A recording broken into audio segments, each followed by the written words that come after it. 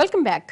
రోడ్లపైన పారే మురికి నీళ్లు, మనుషుల్ని మింగేసే మ్యాన్ హోళ్లు, గుంటలు పడిన రోడ్లపై గంటల తరబడి ప్రయాణాలు, ట్రాఫిక్ జామ్లు, ఇరుకు వీధులు, 3 రోజులకోసారి వచ్చే కుళాయి నీళ్లు, రణగుణ ధ్వనులు, కాలం చెల్లిన వాహనాలు తెచ్చే రోగాలు. పొద్దున్న లేస్తే రాత్రి పడుకునే వరకు ప్రతిరోజు యుద్ధ వాతావరణంలో బతుకుతున్నాడు నగరజీవి. ఇదేనా నగర జీవితం? ప్రజలు కోరుకుంటున్నది, కోరుకునేది ఇలాంటి జీవితాన్నేనా? ఈ ప్రశ్నలకు సమాధానం వెతుకుతోంది ప్రపంచం. ఇటీవలి మిడిల్ ఈస్ట్ టూర్లో భాగంగా ప్రధానమంత్రి నరేంద్ర మోడీ అబుదాబిలోని మస్దర్ సిటీలో పర్యటించారు. అక్కడున్న వ్యవస్థల్ని చూసి ఆశ్చర్యపోయారాయన. ఇటీవలి కాలంలో పకడ్బందీ ప్రణాళికతో పర్యావరణ హితంగా నిర్మించిన నగరం మస్దర్. అంతర్జాతీయ ప్రత్యామ్నాయ ఇంధన వనరుల సంస్థకి ప్రధాన కేంద్రం ఈ నగరం. 50,000 మంది నివసించేలా, ప్రతిరోజు 60,000 మంది కార్మికులు వచ్చిపోయేలా మస్దర్ రూపుదిద్దుకుంటోంది. ప్రపంచంలో మనిషి నివసించడానికి అత్యున్నతమైన వాతావరణం ఉన్న మున్సిపాలిటీ మస్దర్.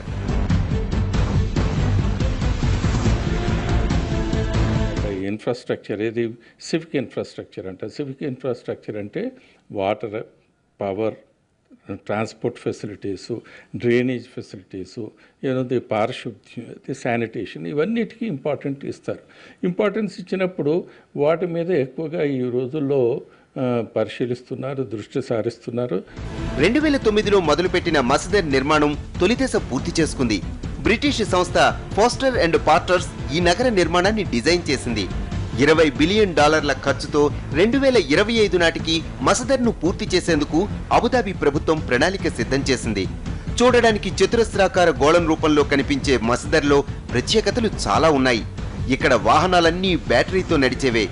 చుట్టూ ఎడారి ఉన్న నగరంలో పగటి ఉష్ణోగ్రతలు 20 డిగ్రీలు దాటదు. నగరం చివర నిర్మించిన 45 మీటర్ల ఎత్తున్న కూలింగ్ టవర్ ఆకాశంలో చల్లగాలిని రోడ్లపైకి పంపిస్తుంది. ఒక్క మస్దర్ మాత్రమే కాదు, స్కాండినేవియన్ దేశాల్లోనూ నగరాలను పర్యావరణ హితంగా మార్చేందుకు ప్రణాళికలు అమలు చేస్తున్నారు అక్కడి పాలకులు. డెన్మార్క్ రాజధాని కోపెన్హెగెన్ జనాభా 20 లక్షలు మాత్రమే. కానీ ఈ నగరంలో జనాభా కంటే సైకిళ్లే ఎక్కువ. నగర జీవితాన్ని అద్భుతంగా మార్చేందుకు కొత్త విధానాలు అమలు చేస్తున్నారు. కార్లను దాదాపు రద్దు చేశారు. పర్యావరణ హితమైన అభివృద్ధికి, మానవ జీవితానికి అధిక ప్రాధాన్యతనిస్తోంది డెన్మార్క్. స్టాక్హోమ్ తీసుకోండి, ఒక అద్భుతమైన నగరం, మీకు పిక్చర్ పోస్ట్ కార్డ్ లాగా ఉంటుంది. అలాగే సౌత్ ఆఫ్రికాలో కూడా సౌత్ ఆఫ్రికాలో మీరు కేప్ టౌన్ తీసుకోండి. మీరు కేప్ ఆఫ్ గుడ్ హోప్ పక్కనే ఉంటుంది. వాస్కో డి గామా దాన్ని చుట్టే వచ్చాడు భారతదేశానికి వస్తున్నమాట. కేప్ టౌన్ చాలా అందమైన నగరం. మనం అలాగే అమెరికాలో సరే చాలా నగరాలు ఉన్నాయి, కానీ న్యూయార్క్ నగరంలో అందరూ చెప్తారు సెంట్రల్ పార్క్ ఎంత అందంగా తీర్చిదిద్దారు, ఎంత గొప్పగా ముందు నుంచి ప్లాన్ వేశారని చెప్పని. అలాగే మీకు షికాగోలో గ్రేట్ లేక్స్ పక్కనే, లేక్ మిషిగన్ పక్కనే ఉంటుంది ప్రాంతం, ఎంత అందంగా ఉంటుందని చెప్పి అందరూ చెప్తుంటారు. అలాగే శాన్ ఫ్రాన్సిస్కో, ఆ వార్ఫ్ ఏరియాకి వెళ్తే శాన్ ఫ్రాన్సిస్కో ప్రపంచంలో చాలా అందమైన నగరాల్లో ఒకటిగా. కాబట్టి ప్రతి నగరానికి దాని ప్రత్యేకత ఉన్నది. ఒక కోపెన్హెగెన్ మాత్రమే కాదు, యూరోపియన్ యూనియన్ దేశాల్లోని 70 నగరాలది ఇదే పరిస్థితి. కొన్ని నగరాలైతే 2050 నాటికి పొల్యూషన్ ఫ్రీగా మారాలని కఠిన నిబంధనలు అమలు చేస్తున్నాయి. కెనడాలోని వాంకోవర్ ప్రపంచంలోనే పరిశుభ్రమైన నగరంగా గుర్తింపు పొందింది. స్టాక్హోమ్ యూరోపియన్ యూనియన్ ఇస్తోన్న గ్రీన్ క్యాపిటల్ అవార్డు సొంతం చేసుకుంది. ఇవే కాదు, న్యూయార్క్, లండన్ లాంటి నగరాలు కూడా కాలుష్యం తగ్గించేందుకు అధిక ప్రాధాన్యతనిస్తున్నాయి. ఈ నగరాలన్నీ కాలుష్య నివారణకు అధిక ప్రాధాన్యం ఇవ్వడానికి కారణం ప్రస్తుతం అవి ఎదుర్కొంటున్న ప్రధాన సమస్య అదే. ఈ సిటీలన్నీ ఎప్పుడో స్మార్ట్ సిటీలుగా గుర్తింపు పొందాయి.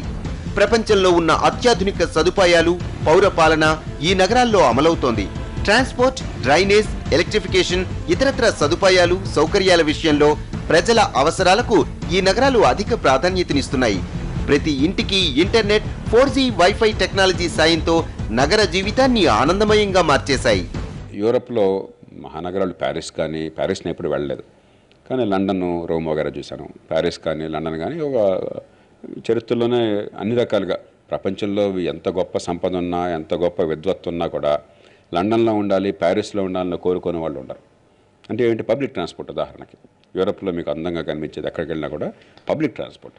మీరు మంత్రి అయినా, కోటీశ్వరుడైనా, సామాన్యుడైనా కూడా హాయిగా, గౌరవంగా, సౌకర్యంతో ఇప్పుడు మన మెట్రో లాంటిది ఎక్కడికైనా హాయిగా వెళ్ళేటువంటి అవకాశం ఉంది. మీరు కార్లు తీసుకెళ్ళక్కర్లేదు, కంగారు పడక్కర్లేదు, లేకపోతే ట్రైన్ రిజర్వేషన్ చేయించుకోక్కర్లేదు, ఫ్లైట్ టికెట్ డబ్బుల్లోని బాధపడక్కర్లేదు.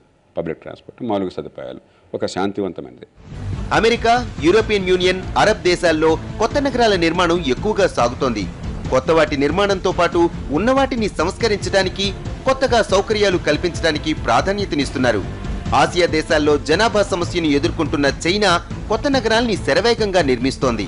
స్థలాభావం కారణంగా ఎక్కువగా ఆకాశ హర్మ్యాల మీదే ఆధారపడుతోంది డ్రాగన్. గ్వాంగ్జైలో చైనా ప్రభుత్వం కట్టిన అపార్ట్మెంట్లు చూసి అమెరికన్ ఇంజనీర్లు కూడా కళ్ళు తిరిగినంత పనైంది.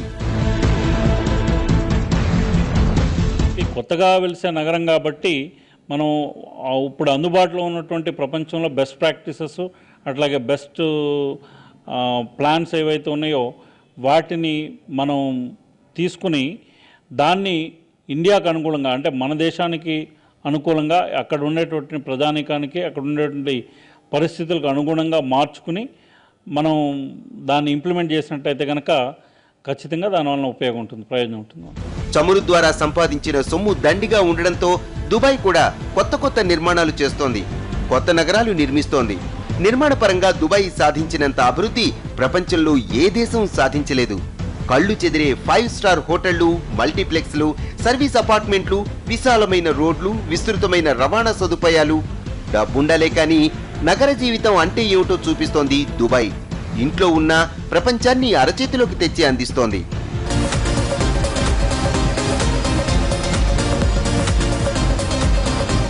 ఇండియాలో పక్కా ప్రణాళిక ద్వారా నిర్మించిన నగరాలు వేళ్ల మీద లెక్క పెట్టవచ్చు.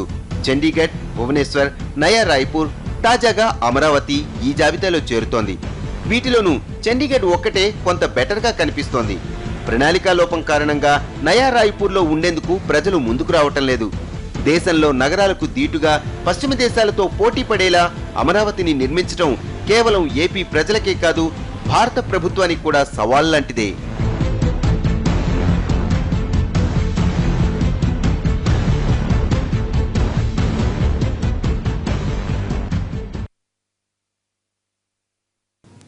ఇది వాళ్ళ స్టోరీ బోర్డ్. మరో అంశంతో మళ్ళీ కలుద్దాం. నమస్తే.